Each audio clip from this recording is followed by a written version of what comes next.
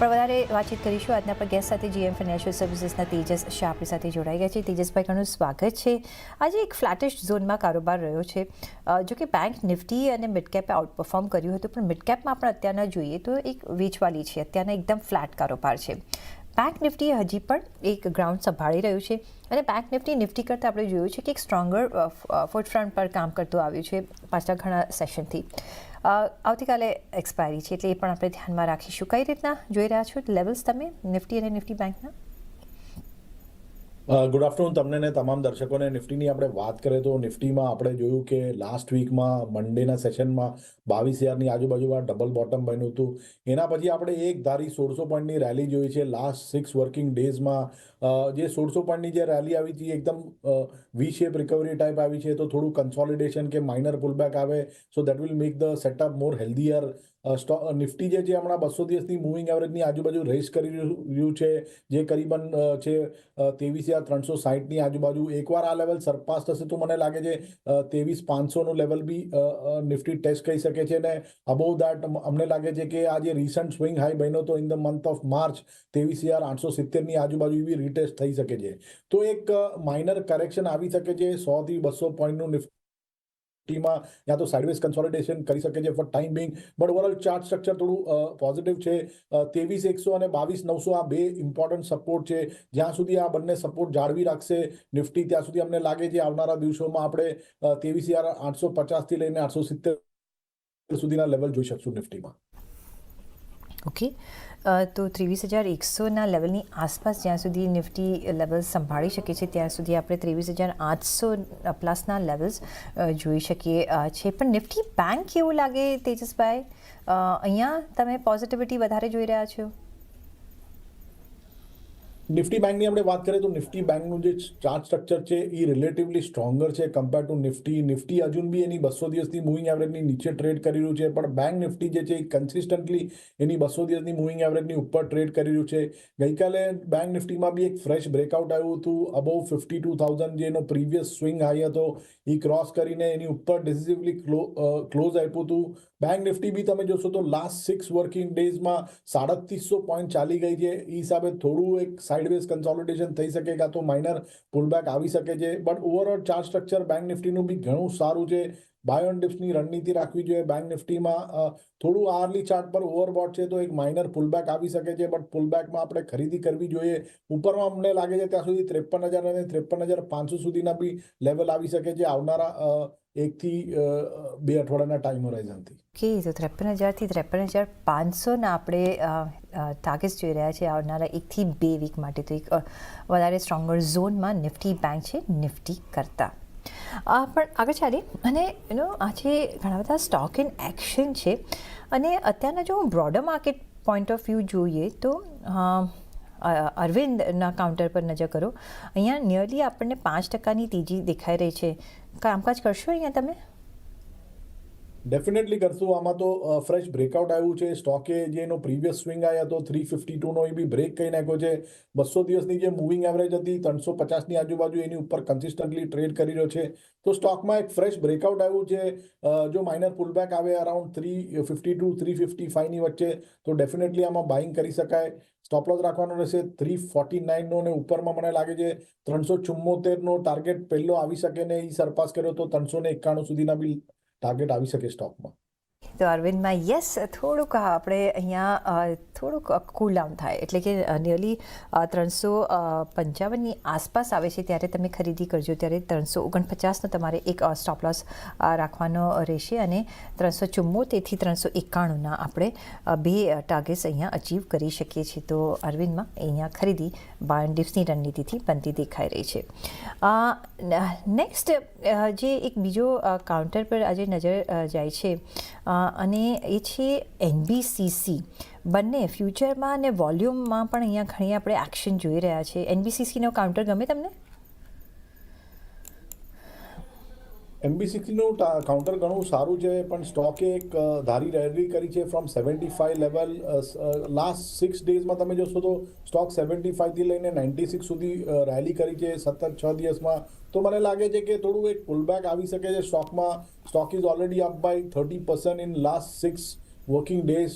તો મારા હિસાબથી ડિપ આવે તો ખરીદી કરવી જોઈએ. કરંટ લેવલ પર રિસ્ક રિવોર્ડ ફેવરેબલ છે નહીં. જો આ સ્ટોક કરીબન 85-88ની વચ્ચે આવે તો that will be a good entry point with a stop loss below 84 અને ટાર્ગેટ રહેશે 96 અને 104 on the higher side. Okay, તો અહીંયા પણ બાય એન્ડ ડિપની રણનીતિથી કામકાજ કરીશું. 85 થી 88ની વચ્ચે આવે છે તો તમે એનબીસીસી ખરીદી શકો છો. 84 રૂપિયાનો એક સ્ટોપ લોસ રહેશે. 2 ટાર્ગેટ 96 અને 104ના તમને અહીંયા જોવા મળી શકે છે. ઓન દેટ નોટ અહીંયા એક બ્રેકનો સમય થઈ ગયો છે. બ્રેક લઈને પાછા ફરીશું. જોડાયેલા રહેજો.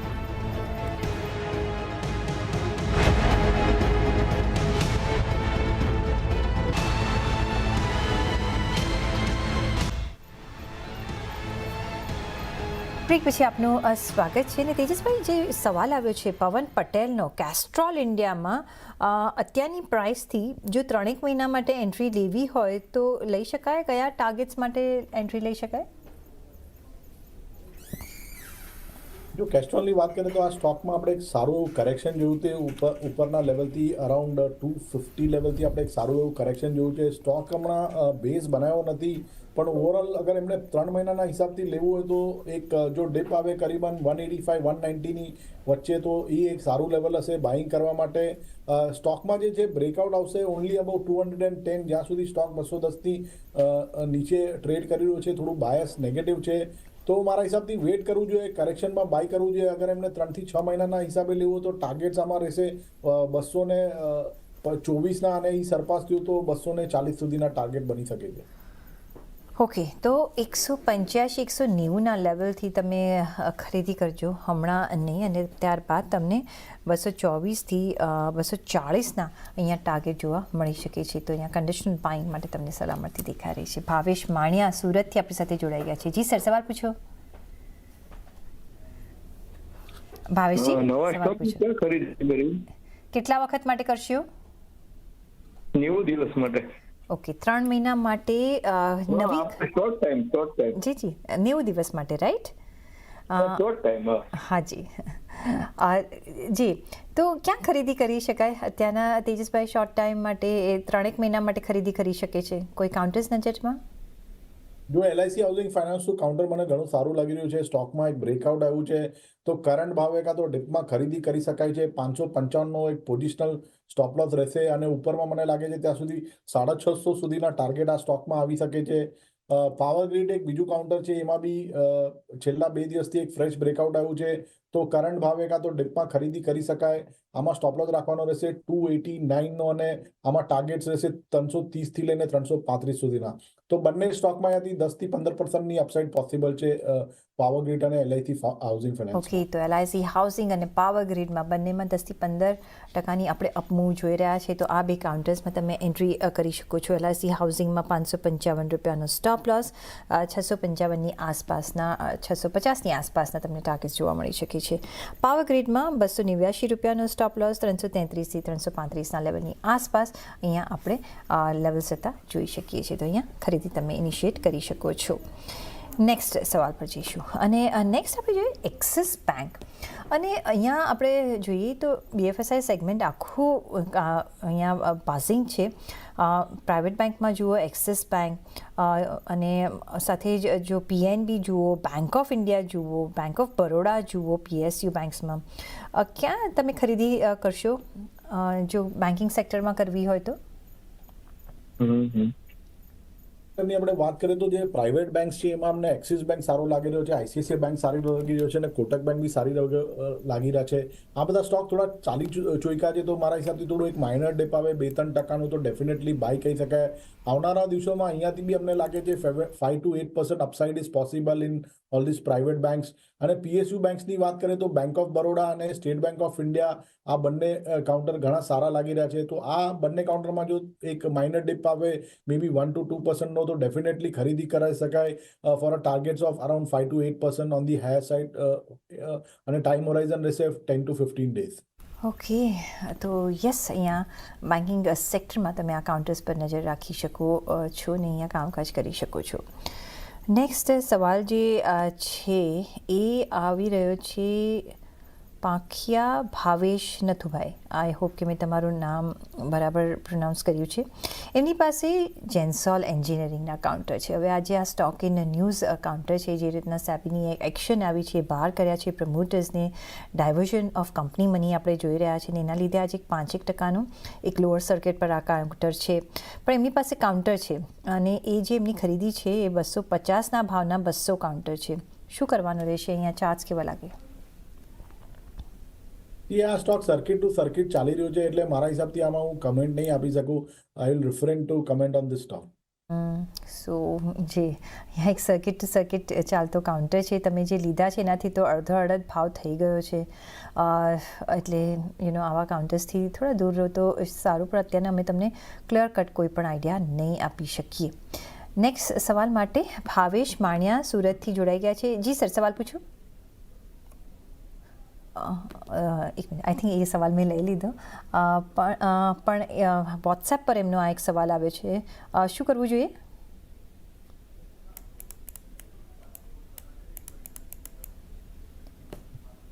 તેજસભાઈ, વિચ સ્ટોક? શીલા ફોમ પર સવાલ છે એમનો, શું કરવું જોઈએ? તો શીલા ફોર્મની વાત કરીએ તો આ સ્ટોકમાં એક ધારું કરેક્શન આવ્યું છે. સ્ટોકે 1060ની આજુબાજુ હાઈ બનાવ્યો હતો ઇન ધ મંથ ઓફ જાન્યુઆરી, અને એના પછી સ્ટોક એક કરેક્શન મોડમાં ચાલી રહ્યો છે. સ્ટોક થોડો ઓવરસોલ્ડ ઝોનમાં ચાલી રહ્યો છે ડેઇલી અને વીકલી ચાર્ટ પર.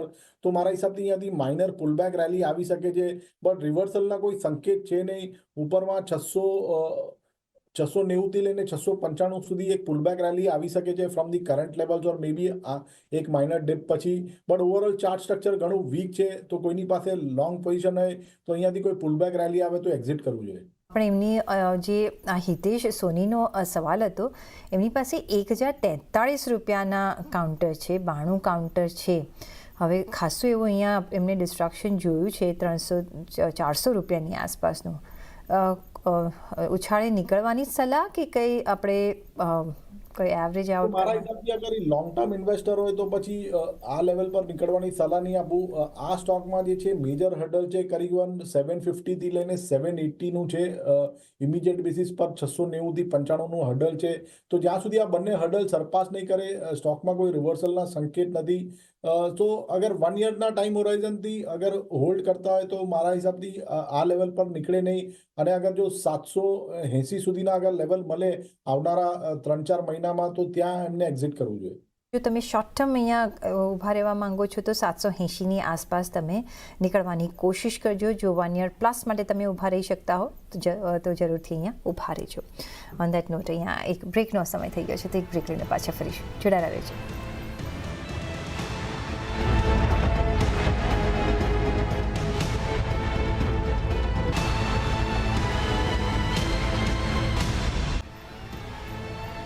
પછી આપનું સ્વાગત છે, અને નેક્સ્ટ સવાલ પર આપણે જઈએ. અને તરુણ જાનીનો છે, પણ એ NBCCના કાઉન્ટર પર છે, જે અમે ઓલરેડી ડિસ્કસ કરી ચૂક્યા છીએ. તરુણજી, હું તમને ઓફકોર્સ અહીંયા એક લેવલ્સ આપી દઉં. અને NBCCમાં જે 85 થી 88ની વચ્ચે તમારે ખરીદી કરવાની રહેશે. 84 રૂપિયાનો ત્યારે તમારે સ્ટોપ લોસ રાખવાનો રહેશે. 96 થી 104ના તમને લેવલ્સ મળી શકે છે. તો અહીંયા બાય એન્ડ ડિપ્સની રણનીતિથી તમે કામકાજ કરી શકો છો. નેક્સ્ટ સવાલ પર જઈએ. અને આજે જો આપણે નજર કરીએ તો ઘણા બધા ઇન્સ્યોરન્સ કાઉન્ટર્સ, અને એમાં પણ ICICI પ્રૂ ને ICICI લોમ્બાર્ડના આપણે નંબર્સ આવતા જોયા છે. તો અહીંયા પણ એક સારી એવી ખરીદી છે. પણ એ સિવાય HDFC લાઈફમાં પણ આપણે ખરીદી જોઈ રહ્યા છે. કોઈ કાઉન્ટર્સ ગમે અહીંયા? HDFC life, right? જી, HDFC લાઈફ અથવા ICICI પ્રૂ કે ICICI લોમ્બાર્ડ, કોઈ કાઉન્ટર્સ તમને ગમશે? HDFC લાઈફનું એક સ્ટ્રોંગ બ્રેકઆઉટ આવ્યું છે અબોવ 690 લેવલ ગઈકાલના સેશનમાં, અને સ્ટોક એના પછી આજે બી રેલી કર્યો છે. મારા હિસાબથી આનું ચાર્ટ સ્ટ્રક્ચર ઘણું સ્ટ્રોંગ છે. સ્ટોક એક મૂવિંગ એવરેજ ક્રોસઓવર બી આપેલું, અને સ્ટોક એક રાઇઝિંગ ચેનલમાં બી ટ્રેડ કરી રહ્યો છે. તો મારા હિસાબથી જો અહીંયાથી માઇનર ડિપ આવે તો ડેફિનેટલી આમાં બાઇંગ બની શકે છે. સ્ટોકના જે આમાં ટાર્ગેટ રહેશે એ કરીબન ઇમિડિયેટ બેસિસ પર રહેશે 755 to 760નો. તો બાય એન્ડ ડિપ્સની રણનીતિ રાખવી જોઈએ HDFC લાઈફમાં. ઓકે, તો બાય એન્ડ ડિપ્સની રણનીતિથી કામકાજ કરજો. 755થી 760ના આપણે અહીંયા લેવલ્સ જોઈ રહ્યા છીએ. થોડુંક એને કુલિંગ ઇફેક્ટ થવા દેજો. બાય એન્ડ ડિપ્સની રણનીતિથી અહીંયા કામકાજ કરજો. અલ્પેશ પ્રજાપતિ અમદાવાદથી આપણી સાથે જોડાઈ ગયા છે. જી સર, સવાલ પૂછો. હેલો. હા જી, સવાલ પૂછો આપનો. હા જી મેડમ, મારે એન્ટીબયોટિક રેન્જના એકચ્યુઅલી 1000 થઈ રહ્યા છે. જી 114 રેન્જના છે, બરોબર? જી તો એકચ્યુઅલી અત્યારે હોલ્ડ રાખું કે પછી કેટલો વખત તમે વધારે ઊભા રહેશો અહીંયા? મારે તો 2-3 મહિનાની ગણતરી છે હજી. ઓકે, 2-3 મહિના માટે એનટીપીસી ગ્રીન 114 રૂપિયાની ખરીદી એમને 6-7 રૂપિયાનો લોસ જઈ રહ્યો છે, પણ 3 મહિનાના ચાર્જ શું કહી રહ્યા છે તેજસભાઈ? ડેફિનેટલી હોલ્ડ કહી શકે છે. સ્ટોકમાં આજે સારું એવું મોમેન્ટમ આવ્યું છે અને 105 રૂપિયાની ઉપર એક ફ્રેશ બ્રેકઆઉટ આવ્યું છે. જો અગર આ સ્ટોક ક્લોઝિંગ બેઝિસ પર 105ની ઉપર બંધ આપે તો મને લાગે છે અહીંયાથી એક ફ્રેશ રેલી આવી શકે છે અને સ્ટોક ઉપરમાં 114થી લઈને 121 સુધી બી જઈ શકે છે. તો મારા હિસાબથી હોલ્ડ કહી શકાય. કોઈ પેનિક જેવું લાગતું નથી, તો આઈ વિલ સજેસ્ટ કે હોલ્ડ ધ સ્ટોક. ઓકે, તો તમને સ્ટોક હોલ્ડ કરવાની જ અહીંયા સલાહ મળતી દેખાઈ રહી છે. અહીંયા પેનિક સિચ્યુએશન કોઈ જ નથી, હોલ્ડ કરજો. નેક્સ્ટ જે કાઉન્ટર્સ આપણે જો નજર રાખીએ તો ઇમામી આજે અહીંયા નિયરલી 3%ની ઉપરની તેજી છે. અહીંયા પણ થોડો બાઇંગ ઇન્ટરેસ્ટ દેખાઈ રહ્યો છે. ઇમામી કેવો લાગે તમને? ઇમામીની વાત કરીએ તો આ સ્ટોકે બી એક સારો એવો બેઝ બનાવી નાખ્યો છે અને સ્ટોક ત્યાંથી 510-515ની આજુબાજુ એક સ્ટ્રોંગ બેઝ બનાવીને કન્ટિન્યુઅસલી રેલી કરી રહ્યો છે. આજે સ્ટોકે 200 દિવસની મૂવિંગ એવરેજ બી સરપાસ કરી નાખી છે. 630નું એક માઇનર હર્ડલ છે ઓન ઇમિડિયેટ બેસિસ. જો અગર આ લેવલ સરપાસ થશે તો મને લાગે છે સ્ટોકમાં એક ફ્રેશ બાઇંગ મોમેન્ટમ આવી શકે છે અને અગર 2-3 મહિનાનો વ્યૂ હોય તો મને લાગે છે આ સ્ટોક 675થી લઈને 680 સુધી બી જઈ શકે. તો અહીંયા ઓફકોર્સ તમે ઇન્ટરેસ્ટ રાખી શકો છો. 675થી 680ના આપણે ઇવેન્ચ્યુઅલી અહીંયા ટાર્ગેટ્સ જોઈ રહ્યા છે. તો અહીંયા એક ખરીદી પોસિબલ છે. ઘણા બધા અહીંયા રિયાલિટી કાઉન્ટર્સ પર જો નજર કરો તો અહીંયા આજે તમને મુવમેન્ટ થોડી દેખાશે. એમાં જો કોઈ કાઉન્ટર પર નજર રાખવી હોય તો તમે ક્યાં નજર રાખશો? DLF જેવા કાઉન્ટર કે ક્યાં તમે નજર રાખશો? DLFનું ચાર્ટ સ્ટ્રક્ચર સારું છે. અમને લાગે છે આ સ્ટોકનું એક ઓલમોસ્ટ કરેક્શન પતી ગયું છે. 600થી લઈને 620ની આજુબાજુ સ્ટોકે એક બોટમ બનાવી છે. તો પોઝિશનલી કોઈને અગર એન્ટ્રી લેવી હોય તો અહીંયાથી જો માઇનર ડિપ આવે અરાઉન્ડ 640-645ની વચ્ચે તો 600ના સ્ટોપ લોસ બાય કહી શકાય છે. અગર 2-3 મહિનાનો વ્યૂ હોય તો મને લાગે છે આ સ્ટોકમાં આપણે 700થી લઈને 715 સુધીના લેવલ જોઈ શકશું. તો ડિપમાં બાય કરવાની સલાહ રહેશે DLFમાં. ઓકે, તો થોડા ડિપમાં બાય કરજો. અહીંયા તમે બાય એન્ડ ડિપ્સની રણનીતિથી કામકાજ કરવાની DLFમાં તમને સલાહ મળતી દેખાઈ રહી છે. તો અહીંયા ડેફિનેટલી ખરીદી મળી શકે છે તમને. એ સાથે જ અહીંયા એક રજા લેવાનો સમય થઈ ગયો છે. તો આપના કોઈ ડિસ્ક્લોઝર્સ? તો જે બી સ્ટોક્સ અને સ્ટ્રેટેજી આપણે ડિસ્કસ કરી છે એમાં મારી કોઈ વ્યક્તિગત પોઝિશન છે નહીં, પણ આ બધા સ્ટોક્સ અમે અમારા ક્લાયન્ટોને રિકમેન્ડ કર્યા હોઈ શકે. શોમાં આમંત્રિત કરવા માટે આભાર તમારો. તેજસભાઈ, આપનો પણ ઘણો આભાર અમારી સાથે આજે જોડાવા બદલ. અને એ સાથે જ મને પણ આપશો રજા. જોડાયેલા રહીજો. CNBC 50 સાથે લઈને આવીશું ફાયદાથી ફાયદો. નમસ્કાર.